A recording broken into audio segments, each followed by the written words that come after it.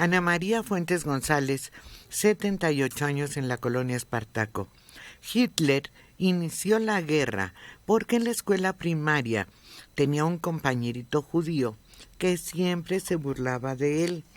Con los años, Hitler juró venganza a esas humillaciones. Ay, bueno, no, qué horror. En estos Y tiempos... por eso atacó Polonia. Déjame terminar. En estos tiempos, el diablo vestido de humano es Putin. ¿Qué, Mario? Que por eso atacó Polonia. Como esa, creo que me acordé ahorita de esta frase, me parece que de Woody Allen, que dice que cada vez que escucha Wagner le dan ganas de invadir Polonia.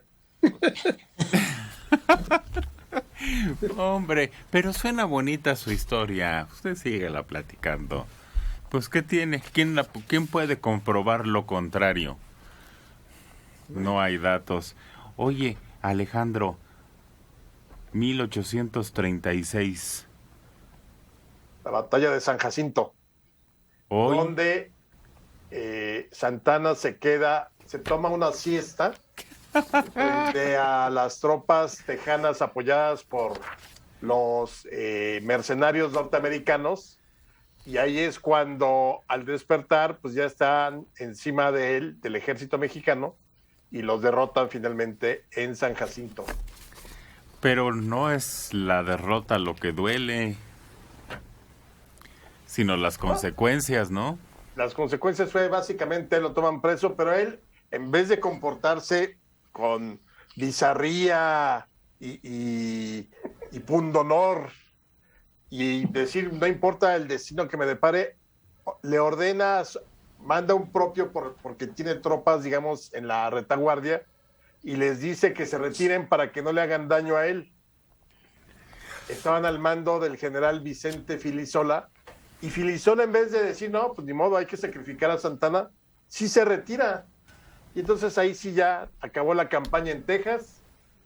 A Santana se lo llevan a Washington preso, y allá negocia que él hará todo lo posible para que el gobierno mexicano reconozca la independencia de Texas, lo cual no ocurrió, pero con la derrota de Santana allá en San Jacinto, ahí se abrió ya la posibilidad de que Texas jamás volviera a ser de México. Todo por un sueñito y por no... Es que tú dices bizarría. ¿Por qué no se portó como hombre? Exactamente, como hombrecito. Porque ¿cómo se llama? Como militar, con honor, con valentía. No, hombre, ¿cómo? Sí.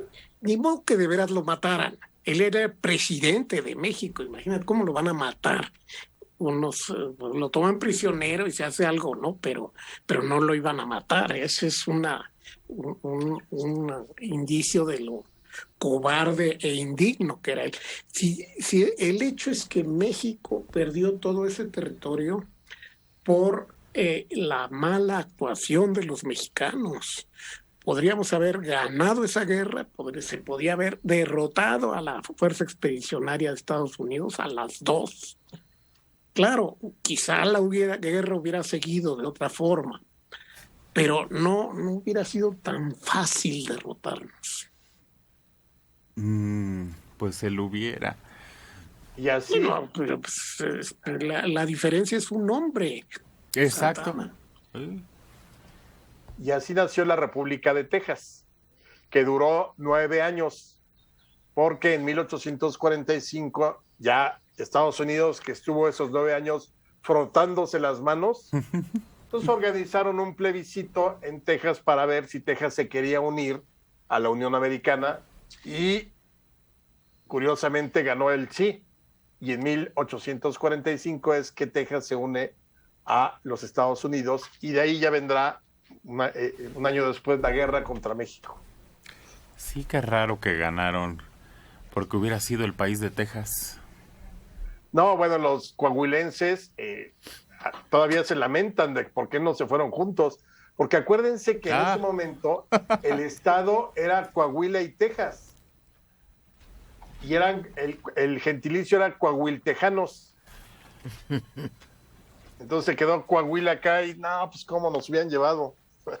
Ah, sí, hay quien todavía piensa que le hubiera ido mejor allá.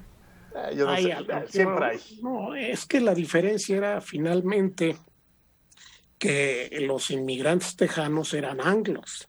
Sí había unos mexicanos como el supertraidor el, el que está en el Congreso de Texas que firmó el acta de independencia, un superliberal mexicano, ¿cómo se llama?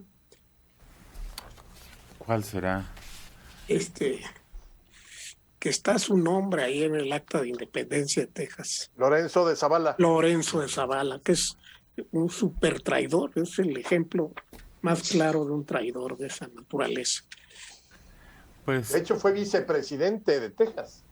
Sí, qué raro, porque ¿cómo se llama ese que le llevaron y le dijeron sus papás, entrégate, hijo, ya, hay que muera, porque mira, pues le está muy difícil, nos van a matar, ándale, mijito, y dijo, váyanse por un tubo, ¿o cómo estuvo? ese es Vicente Guerrero. Pero no les dijo, váyanse como, papá, te quiero mucho, pero la patria es primero. Ah, ese, así fue. Váyanse por un tubo. La verdadera historia de México. Pero es que le dijeron, no, Vicente, no podemos decir eso. Exacto. Tú también dices del telegrama, ¿no? Sí, claro. ¿Cómo era Oye, pero hoy también la efeméride son los 108 años A ver, del desembarco norteamericano en Veracruz en 1914. Que el presidente Wilson ordena que los marines estadounidenses tomen el puerto. Luego de un incidente, era una tontería, en Tampico se bajan unos marinos norteamericanos por gasolina sin pedir autorización, los detienen, digamos, el gobierno mexicano que en ese momento estaba a cargo de Victoriano Huerta, luego los sueltan y entonces los gringos sienten que es una humillación, nada más buscaban un pretexto. Y pidieron una satisfacción, que se izara la bandera norteamericana en el puerto y salvas de cañones para pedir una disculpa, y Huerta y el gobernador dijeron que no, y por eso vino la invasión, lo cual no es cierto. O sea, realmente Wilson quería meter tropas en México, digamos, como para poner en paz al país y que regresara otra vez la paz a la región, pero pues no pasó absolutamente nada. Es cuando los cadetes de la Escuela Naval, Azueta, Virgilio Uribe y demás, junto con la gente del pueblo, porque Huerta retira las tropas de Veracruz y quienes defienden el puerto son los civiles. Obviamente le duró la resistencia un par de horas y al final del día, el 21 de abril de 1914, el puerto de Veracruz cayó en manos de los norteamericanos. Y estuvo ocupado hasta noviembre de 1914, cuando Carranza ya negoció la salida de los norteamericanos. ¿cuántos años? Meses de abril a noviembre. Casi un año. 8, 9. Sí. Ahí es también donde se da una de las historias de valor de uno de los cadetes que, herido, se queda defendiendo un punto y que le quieren dar atención médica. Azueta era... ¿Es así la historia? ¿Va así? Sí, tal cual. ¿Cómo? Eran cadetes, son como los niños héroes, se les considera una especie de niños héroes. Eran menores de 17 años. Y porque pues estaban estudiando en la escuela naval. José Azueta. Ajá, ¿y luego? Y entonces él toma una ametralladora y encabeza la defensa y cae herido y pues decide quedarse ahí hasta que pues defendiendo el puerto porque no quería que lo retiraran y murió ahí. No, pero creo que defiende el puerto hasta el último cartucho, en fin. Y herido, los gringos reconocen su valor, que es un niño y que estaba defendiendo ahí. Está su estatua ahí, en el malecón. Sí, tenía 19 años. Ah, entonces ya era más grande. Y le dicen, llévenselo para que lo salven, que le salven la vida. Y dice, váyanse por un tubo. Yo no quiero atención médica gringa. Lo niega, se niega a recibir atención y Sí, muere de los norteamericanos, claro. y por eso muere, porque ya cuando es llevado a un hospital mexicano, pues no hay posibilidad de salvarle la vida. Pero en un acto no sé si muy patriótico, muy nacionalista pero se hubiera salvado su vida, según las crónicas que están ahí. Que se larguen esos perros, no quiero verlos, dicen que dijo. Ya ven cómo si hay frases. Luis López Hernández, 87 años, en Azcapotzalco. Ucrania es la cuarta parte del territorio que nos quitaron los gringos. Y solo en la batalla de la Angostura asesinaron a más de 10,000 mexicanos y después a más de 40,000, entre ellos a los niños héroes de Chapultepec. La batalla de Angostura la no, ganamos nosotros.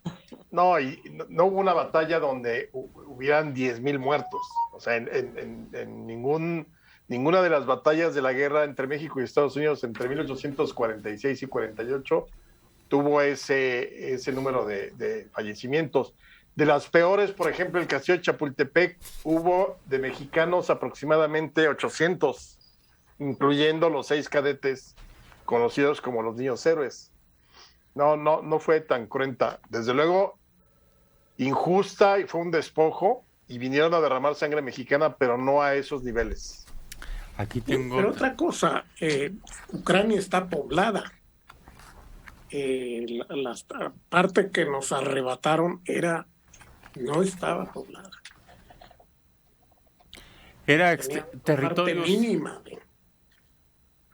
de habitantes, ¿no? Sí, y Ni se dieron cuenta, ni les importó finalmente. estaba desatendida, ¿no? Era una de los... En aquel momento no les importó. Ya después del hecho, sí, ahora sí lo lamentamos, pero en aquel momento no les afectó mucho. Hay otra efeméride que tiene que ver con la historia mexicana. Nada más que no. Aquí está, 1889. Muere Sebastián Lerdo de Tejada. En Nueva York, exiliado. Pero ese fue preciso, ¿no? Exactamente. Él es la mano derecha. Dicen que incluso es como el que empuja a Juárez, porque de pronto Juárez no era tan radical como era Lerdo de Tejada. Lerdo de Tejada era totalmente radical liberal, era un total jacobino, es decir, detestaba al clero. Incluso cuando es presidente se atreve a expulsar a las famosas hermanas de la caridad del país. Entonces se convirtió durante toda la época de la intervención francesa como en la mano derecha de Benito Juárez, y fueron juntos en el carruaje por todo el país. Cuando regresan a la capital, en 1867, Juárez es ratificado por votación como presidente, se reelige una vez más y muere en el ejercicio del poder. Y entonces quien lo sustituye es Sebastián Lerdo de Tejada, que termina el periodo inconcluso de Juárez en 1872, y en 76, perdón, se reelige nuevamente, pero ahí ya Porfirio Díaz declara que fue fraude, se levanta en armas y lo termina derrocando, y por eso sale al exilio Lerdo de Tejada, hermano de Miguel, uno de los promotores de las primeras leyes de reforma o reformistas. Sí, se quiso... Para muchos historiadores, el de Sebastián Lerdo de Tejada es el último gobierno democrático de México antes de Madero. Madero, hay un hiato, pero el pequeño gobierno de Madero era democrático, en el sentido que el poder legislativo era independiente, había absoluta libertad de prensa, cosa que no vuelve a ocurrir sino hasta el siglo XXI en México, que se puede decir que vuelve a ser absolutamente democrático el país. Ahora, Sebastián Lerdo de Tejada era también el momento en que cae y es sustituido por Díaz. Es notable la extinción de la vida democrática en México que lleva a cabo Porfirio Díaz, acabando en primer lugar por la independencia del poder legislativo, acabando con la prensa libre. Se van extinguiendo los periódicos libres en México por una campaña incesante en su contra. Pero, ¿qué no él se quiso reelegir y por eso surge el plan de Porfirio? ¿Cómo se llamó? Tuxtepec. Primero Pero fue la Noria contra Juárez. No, me refiero a que Sebastián se quiso reelegir, quiso cambiar las leyes, ¿no? Claro. Y se levanta exactamente con el plan de Tuxtepec, Porfirio Díaz en 1876. Pero no estaba prohibido.